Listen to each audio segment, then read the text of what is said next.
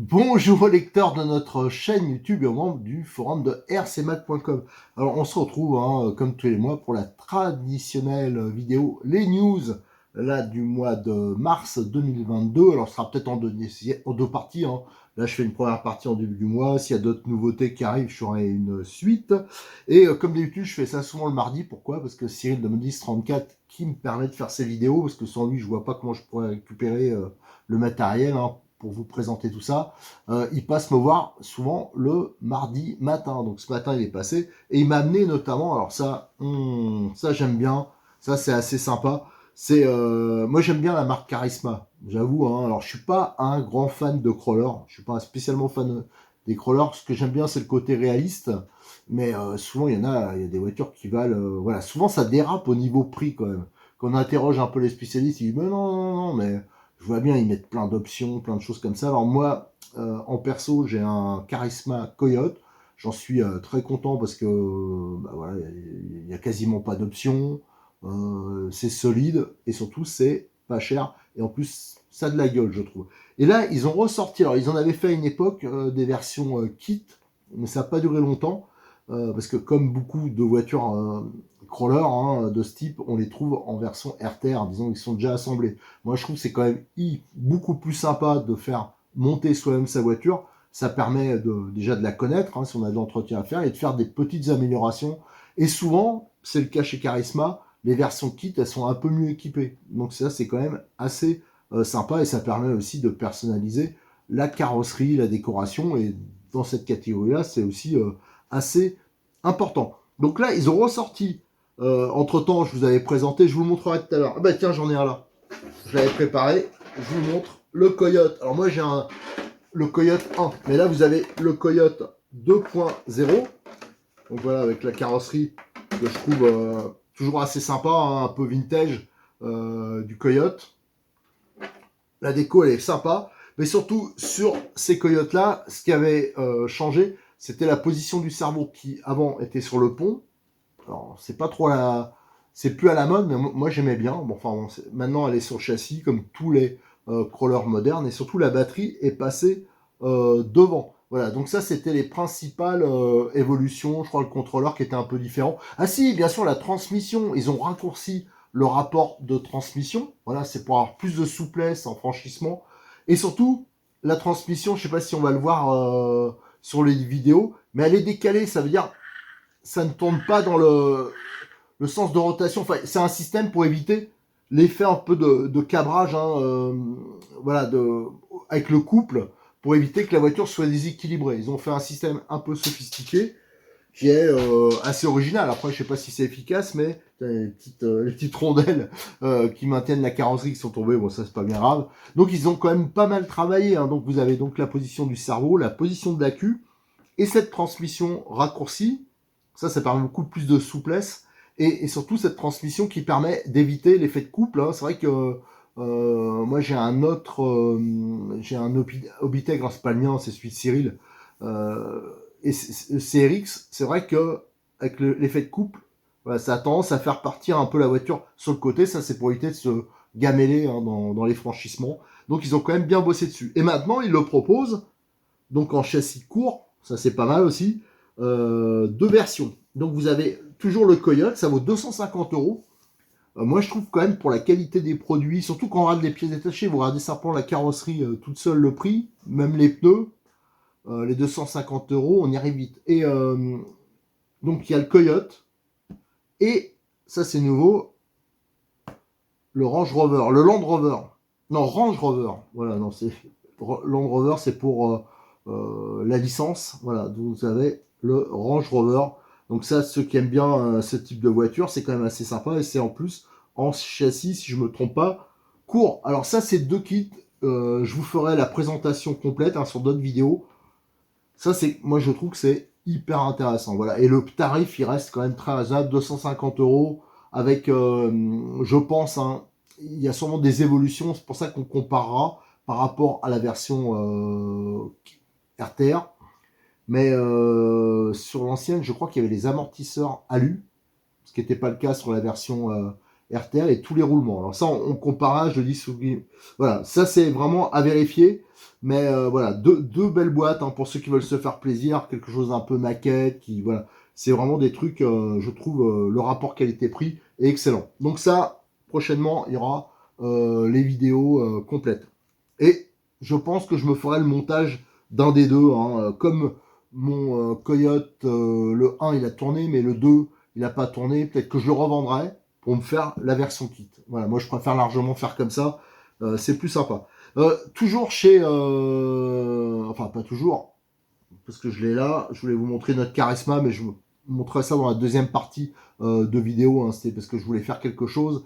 Je vais peut-être en avoir une, là. Bon, je vais vous le montrer maintenant. Voilà, la Subaru Rally, ça, je vous ai déjà présenté. C'est vraiment des produits que j'aime beaucoup. Hein, la gamme Mini RC de chez Charisma. Et il y a longtemps que je voulais une version Rally. Et là, j'ai réussi à en choper une à un prix intéressant. Alors, c'est vrai que le tarif de départ est pas hyper élevé, mais c'est vrai que moi, ça faisait cumuler, ça commence à faire beaucoup. Ça, c'est vraiment une voiture que je suis impatient de faire rouler. Je les connais bien, la version Buggy, la version Truggy. Là, vous avez des vidéos qui arrivent avec les versions Truggy. Donc voilà, là, je suis content. C'était juste pour dire ça qu'il va y avoir des vidéos roulage avec cette voiture. Et moi, ce que j'aimerais bien, c'est qu'on puisse rouler à plusieurs avec ça. Je pense que ça serait super sympa au niveau vidéo. Ça, je pense que j'en avais déjà parlé, hein, les nouvelles options Hobbytech, comme la couronne métal, hein, qui va sur tout ce qui est BXR, les BX8 SL, les Charisma aussi. Ah non, Charisma, ça dépend des modèles. Je pense pas, là, je crois que j'ai dit une bêtise. Mais en tout cas, les BX8 SL, les Terra, le Rock Terra, voilà, donc toutes ces voitures-là. Et ça, j'avais proposé, on m'avait demandé, j'avais fait des vidéos sur des préparations de différentiel central pour notamment les BX8 SL, mais aussi pour ceux qui veulent passer en 3 diff avec les BXR S1. On m'avait demandé, ah mais est-ce que tu pourrais pas faire ces diffs préparés? Alors ça, après c'est Cyril qui les propose, hein, c'est-à-dire qu'on avait fait le collage des sorties, remplissage des différentiels avec une huile, voilà, voilà on avait bien bossé dessus. Et on m'a demandé de les faire directement avec la couronne métal. Alors je vais en faire très peu, 3-4, voilà, pour ceux vraiment qui veulent ce genre de produit, qui sont pas sûrs de... voilà, qui sont pas trop bricoleurs, donc ça sera proposé prochainement. Il y a de plus en plus d'indices sur la sortie d'un NXT GT8, hein, donc Rally Game. Alors ça, ça n'a pas été annoncé, mais on a déjà cette pièce, hein, cette très belle pièce fabriquée en France qui permet de renforcer, voilà, ça se place entre la cellule et le pare-choc. Ça c'est pour renforcer cette liaison. Vraiment la pièce elle est vraiment très très sympa. Et c'est marqué, qu'est-ce que c'est marqué? Pour RR21 GT. Donc alors, est-ce que ça va être une version RTR ou un RR, donc une version un peu compétition qui va sortir? Le suspense est entier. Et là, qu'est-ce qu'on vient de voir en plus? C'est qu'ils viennent de sortir il y a 2 jours, ils ont marqué le châssis, un châssis spécial RR pour cette version GT. Donc ça veut dire par rapport à la version Buggy, ce qu'il va y avoir comme différence, c'est que le châssis, il sera plat. Donc ça, c'est ça que je surveille hein, pour faire la présentation dès que ça sort. J'en avais déjà parlé, hein, ça sera un châssis un peu de ce type-là, comme ils ont sorti ce superbe châssis pour les versions RTR. Et pour l'instant, que brushless, j'aimerais bien qu'ils le fassent pour la version thermique des NXT. Autre chose, là, les vidéos, je crois que j'ai déjà publié, mais ma difficulté, voilà, c'est ça. C'est le mini, les petits monsters au 1/76e de chez Turbo Racing. Donc ça, c'est livré avec 4 tremplins. Et je vous ai juste, je sais pas si je l'ai publié au moment où je publie cette vidéo. J'ai fait les vidéos. Au moins la vidéo présentation, c'est hyper sympa. Déjà, c'est pas c'est une radio normale qui est livrée avec. On peut allumer les feux, on peut vraiment ça marche bien.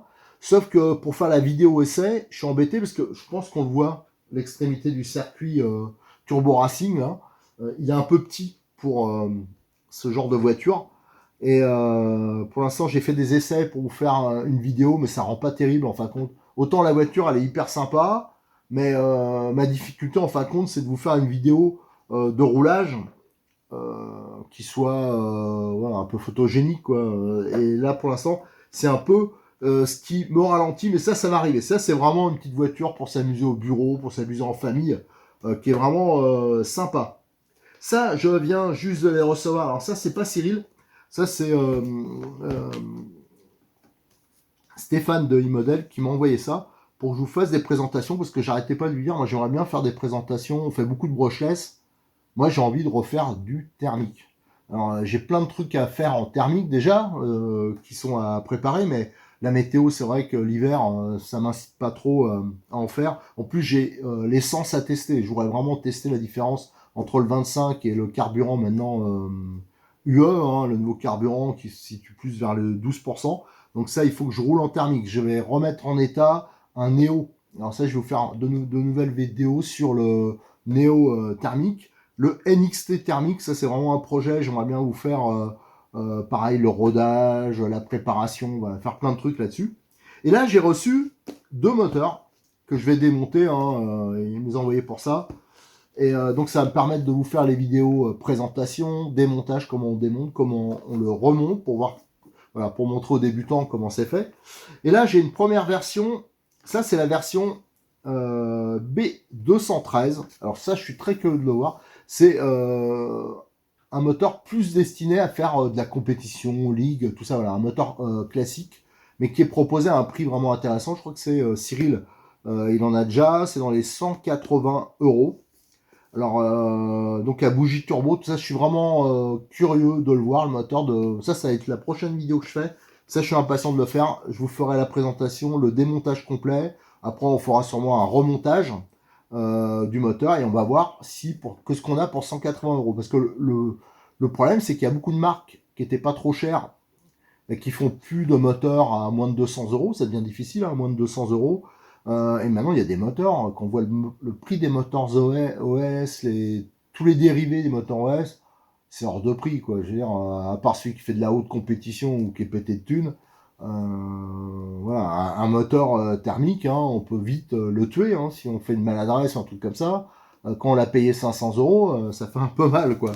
Donc voilà, pour ça, ce genre de moteur, il m'intéresse vraiment. Et là, c'est la version... Alors, je regarde, parce que je viens juste de les avoir, hein, il me les a amenés tout à l'heure, Cyril. Ça, c'est la version tirette. Alors ça, je vais vous refaire la présentation. Je l'avais déjà fait, mais on va le refaire. Parce que ça date un peu. Ça, c'est la version qui équipe les NXT thermiques. Mais ça, vous pouvez le monter sur n'importe quelle autre voiture, un MP9, un Neo, voilà, toutes les voitures qui ont une tirette. Donc, et lui, il est dans les, je crois que c'est 110 euros. Donc, c'est hyper intéressant au niveau tarif. Surtout que quand j'avais fait le premier démontage, le premier contact, franchement, c'est quand même pas mal au niveau qualité. Donc voilà, ça c'est des vidéos qui vont arriver. Ceux qui aiment le thermique, vous allez en entendre. Alors pas tout de suite parce que j'ai des travaux là chez moi. Alors je vais être un peu pris là, mais et j'ai tout à préparer surtout. Mais je pense qu'au mois d'avril, on va tourner pas mal en thermique. Ça va chauffer. Allez, je vais sortir le reste, hein, parce que j'ai d'autres choses à vous montrer et aussi des petits bilans à vous faire. Alors on continue avec une nouveauté de chez Tamiya. Alors moi, c'est pas vraiment le genre de voiture, je suis pas hyper fan de ça. J'aime bien Tamiya, hein. D'ailleurs vous avez vu, hein, souvent je dis ah, ben, celle-là je la garde, tout ça. Bon, je me la garde en collector un peu, enfin en collector pour moi. Mais là ce sera pas le cas parce que c'est pas le genre de modèle qui m'intéresse, mais je pense qu'il y a du public pour ça. C'est une DTM, hein, l'Opel Calibra V6, donc qui sort sur châssis TT01. Ça c'est le dernier châssis disponible, enfin le dernier châssis, la dernière décoration disponible chez Tamiya. Ça, je vous l'avais présenté hein, déjà, mais je veux en redire tout le bien que j'en pense. C'est toujours chez Charisma, c'est la version Trugy. Donc là, je viens de vous faire, je sais, pareil, là, je sais plus où j'en suis dans les vidéos, mais je suis allé faire, je suis allé au club de Béziers avec. J'ai essayé de rouler sur le circuit. c'est trop puissant, et bien sûr, voilà, il y a des trous qui sont plus importants que la voiture, hein, quasiment, je ne veux pas dire ça, mais pas loin. Donc c'est pas trop roulable. Alors en rentrant, je me suis arrêté sur un parking, c'était dimanche, hein, j'ai vraiment fait un week-end, j'ai pas arrêté de rouler, hein. J'ai fait rouler plein de voitures, j'ai fait plein de vidéos, j'ai fait des tests d'endurance. Vraiment les voitures, hein, je les ai prêtées. Voilà. Donc là, je l'ai fait rouler sur un parking, et vous allez voir, hein, comment ça tambourine. Pourtant la batterie, elle était pas pleine, hein, parce que j'avais essayé de rouler déjà sur la terre. Moi, j'en suis hyper content, ça tient super bien la route. Moi, je suis sûr que pareil, il y a plusieurs pour s'amuser. Vraiment, on prend au bureau, on roule devant, on est deux trois. Là, on peut vraiment se faire des arsouilles hyper sympas avec ça. Donc, le petit Truggy. Prochaine évolution, je veux dire, ça va être de mettre les amortisseurs hydrauliques, hein. Et ça, vraiment, j'en suis hyper content. Ça, c'est vraiment un modèle que je peux conseiller. Autre modèle qui m'a plu, là j'ai eu quand même pas mal de satisfaction, j'avoue, j'ai tourné ce week-end, j'ai pas arrêté, et bah, j'ai absolument eu aucun problème, et je me suis amusé avec toutes les voitures. Même avec parce que ça c'est peu puissant, quoi, je suis habitué à des voitures un peu plus balèzes, le MTX de chez Funtech. Alors il y a eu le STX, hein, souvenez-vous, il y a eu pas mal de critiques, hein. C'est la voiture que j'ai transformée, elle n'est pas à côté, la petite coccinelle, hein, que j'ai fait en version brushless, hein, c'était les premiers modèles, c'est la voiture d'expo de Cyril, le Modis 34. Ils ont sorti ensuite le DTX, et maintenant ils sortent le MTX. Alors ça, je vous ai fait des vidéos spécifiques de présentation, j'ai fait des vidéos roulage, je l'ai prêté à une petite fille et un petit garçon du club qui était au club de Béziers, donc ils ont pas mal roulé pendant que je roulais avec d'autres choses. Donc on a fait plus de 2 heures de roulage de suite. Et 2 heures c'est long avec les bagnoles, comme ça représente des accus. Absolument aucun problème. J'en étais vraiment très content. Le but c'était de tester, de voir, vu que sur les versions STX, il y a eu quelques soucis. Je rappelle, hein, donc il y en a qui ont eu, alors ça on l'a pas eu, mais il y en a qui ont eu des problèmes de transmission avec la transmission centrale.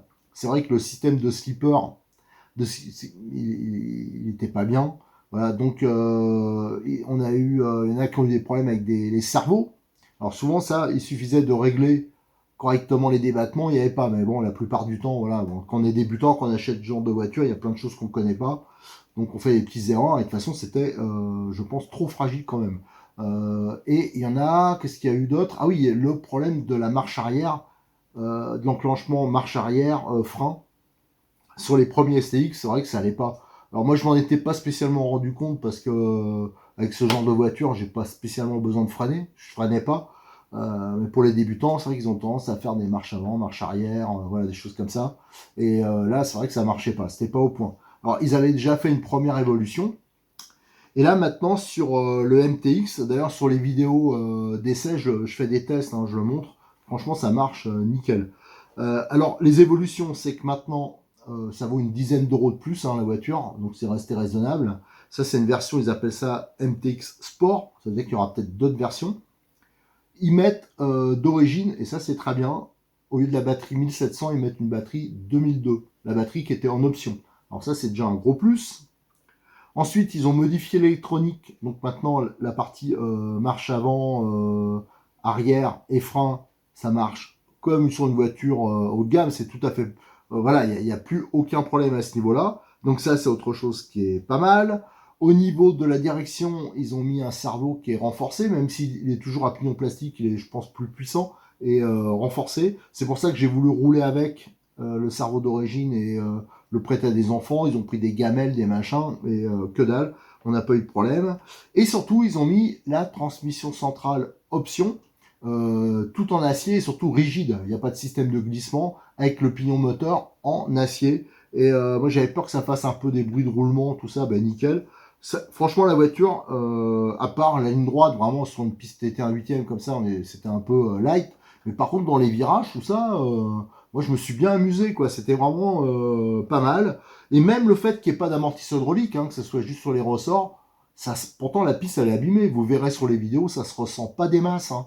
Voilà, donc voilà, c'est pour ça que je rêve, moi, d'une version un peu plus puissante, avec, ça se supporte très largement, et avec d'origine les amortisseurs hydrauliques. Alors une version peut-être race, je sais pas, peut-être qu'ils nous sortiront ça plus tard. En tout cas, Maintenant, quand on me demandera, j'ai un budget 140 euros pour débuter. Avant, j'étais un peu embêté. Je me disais, ouais, est-ce que la personne a s'est bricolée, tout ça. Voilà, j'ai toujours embêté pour donner une réponse. Maintenant, je conseillerais le MTX. En plus, la carrosserie, je trouve ça hyper sympa, mini Rogue, c'est très bien. Autre satisfaction là de mes essais et qui vont continuer, c'est la Dodge de chez Kyosho sur châssis Phaser. Alors, on connaissait déjà les qualités des châssis Phaser.